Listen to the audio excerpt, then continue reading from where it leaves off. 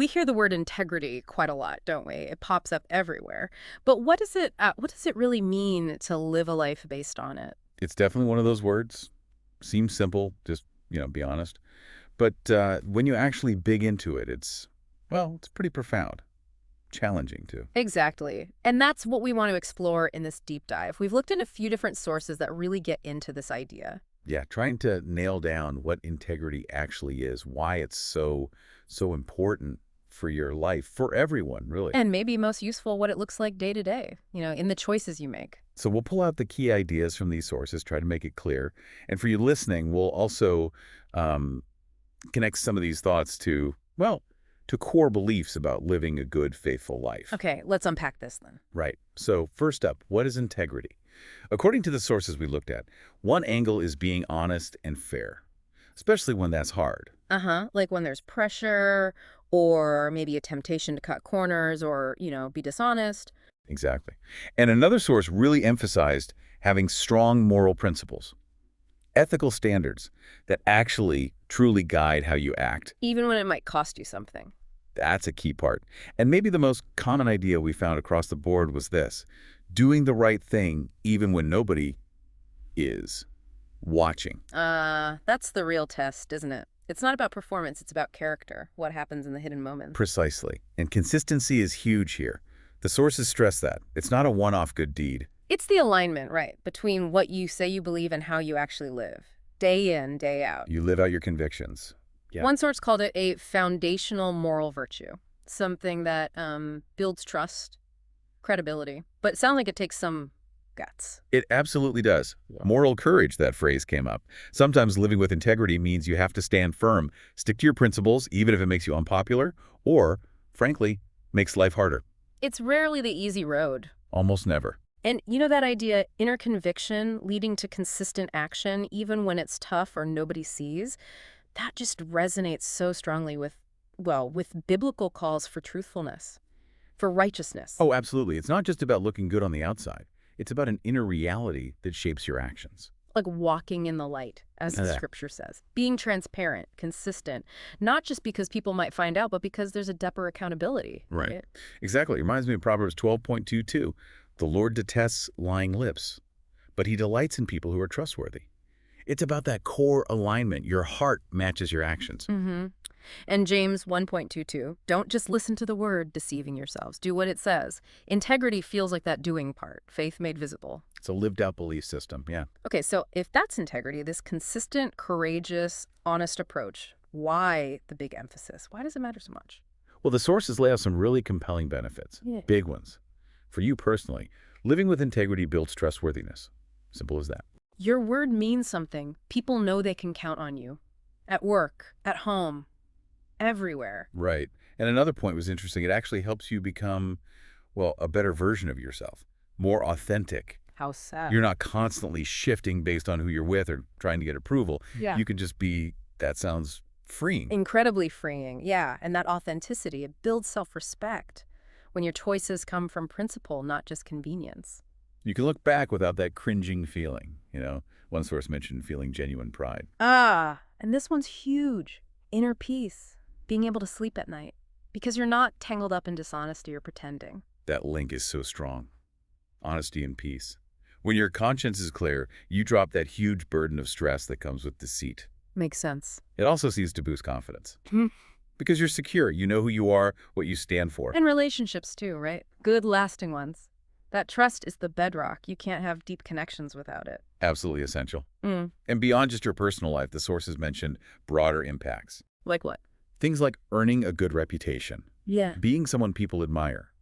Even becoming a kind of natural leader because folks trust your character. Interesting. And bigger picture still. One piece called Integrity, the Backbone for Social Harmony. Basically, trust and cooperation in communities, in society, they depend on people being fundamentally honest. Wow. Yeah, if you can't trust people, everything just falls apart. It really does. And, that echoes the importance of truth and faithfulness, not just for us as individuals, but for building healthy communities, Mm-hmm. including the church community. Mm-hmm. And that inner peace you mentioned, Yeah. that connects so directly to the peace promised when we try to walk in alignment with God's ways. Think about Proverbs 3, keeping commands leads to longer life and brings peace and prosperity. There's a real link between righteousness and rest. That's powerful. And the idea of inspiring others, being a trusted leader, isn't that basically what it means to be a positive influence? A light, letting good deeds shine so people see something beyond just us. Exactly. It's the outward sign of that inner integrity. It draws people toward goodness, toward truth. Okay, so we get what it is, why it's crucial. But sometimes the hard part is knowing what it looks like, in the messy day-to-day stuff. Right. And the sources actually gave some really practical examples, characteristics of people who live this way. Like what? Give us some concrete stuff. Okay, well, one list highlighted valuing other people's time. Seems small, right? But being punctual, being prepared, it shows respect, reliability, I can see that. What else? giving credit where it's due. That's a big one.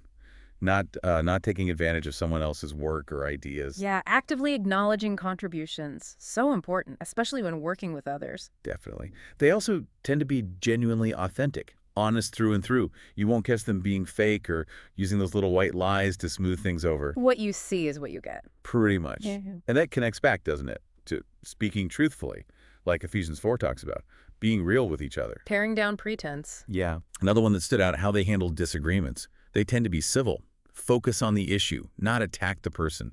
They don't escalate things into, shouting matches. That takes maturity. Grace, really. Treating others respectfully, even when you disagree fundamentally. It does. And, related to that, if they mess up, one source noted they're often quick to apologize first. Owning their mistakes without getting defensive. Exactly. And that willingness, taking responsibility, seeking reconciliation, that humility just rings so true with gospel teachings, doesn't it? Seeking forgiveness, restoring relationships, like we're called to do. Absolutely. And that humility goes even further. The sources mentioned people with deep integrity are often quite humble. Sometimes they don't even fully see their own worth or the good they're doing. That's interesting. Their focus is outward on doing right, not inward on, look how good I am. Right. And finally, a really consistent theme. Yeah. They actively do good when they can. They're genuinely kind, especially to those in need. Doing good when we have the opportunity. Being kind. And those are just core commands, aren't they? Like Galatians 6.10, do good to all people. It's love and truth in action every day. So these aren't just like lofty ideals. They're tangible things, evidence of that inner commitment. Okay, so let's bring this home for you, our listener. What we're seeing from these sources is that integrity. It isn't just for the big, dramatic moments. No, it's a daily practice. Hmm? It's woven into tiny choices, how you manage your time, how you talk about other people. Whether you own your mistakes, how you argue, if you're quick to say sorry, all those little things. It's the sum of all those consistent, often courageous choices. And the sources just keep highlighting the benefits.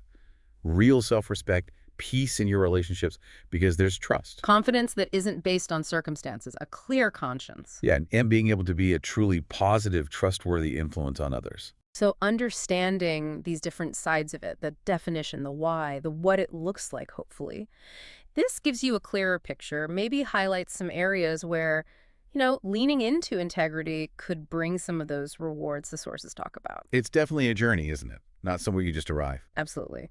So to wrap up, integrity at its core is about choosing honesty. It's about consistency between what you believe and how you act. And it's about having moral courage even when that's the hard path. And according to everything we looked at, it's a deeply rewarding path.